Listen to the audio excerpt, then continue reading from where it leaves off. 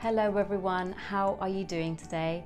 I'm Geeta Vara and I'm a London-based Ayurvedic practitioner working with clients like you all over the world, helping you to be the healthiest, most vibrant version of yourselves through wellness consultations, one-to-one coaching, virtual workshops, retreats and more. In this short video today, I want to talk to you about the Ayurvedic way of taking care of your wellness over the autumn season. And of course, I'll share some quick takeaway tips that you can adopt easily into your day-to-day life.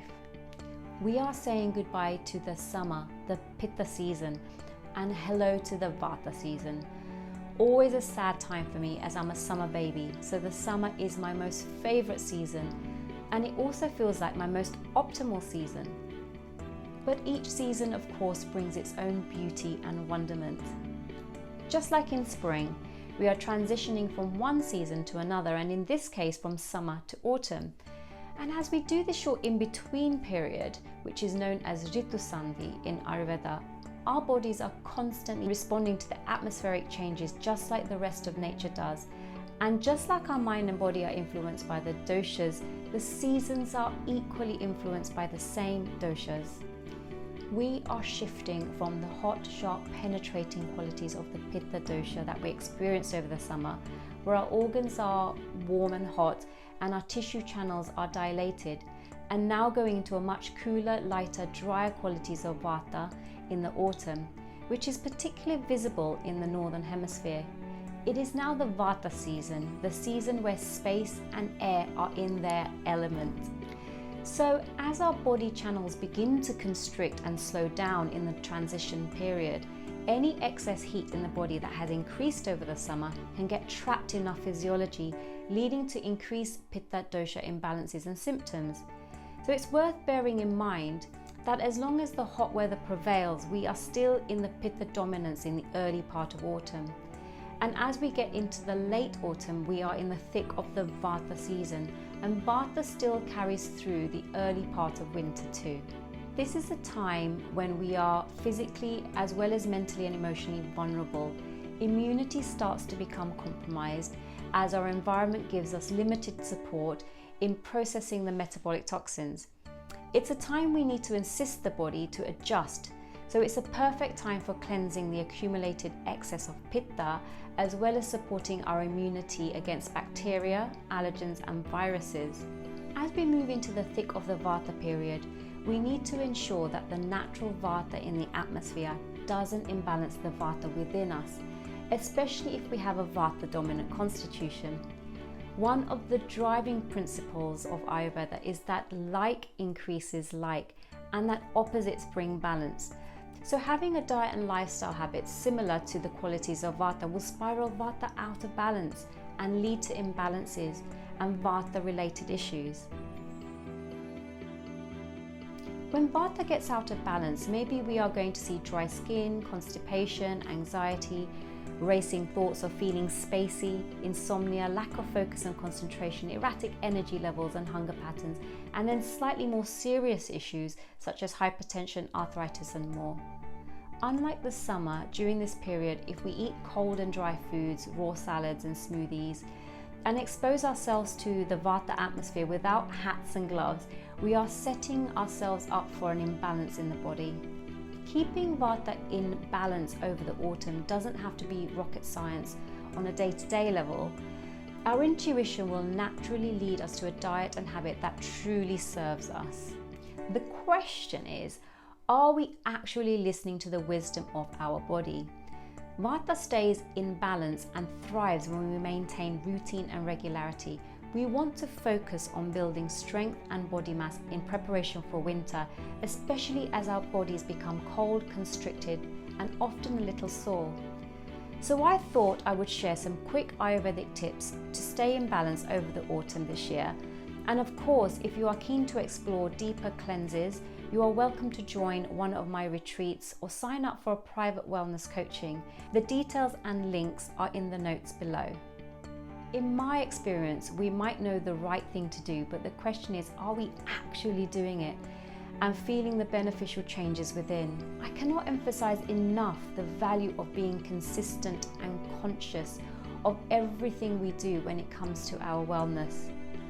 So what gentle and easy rituals can we adopt on a daily basis to help us stay in balance over autumn? Let's discuss some of these Ayurvedic rituals now.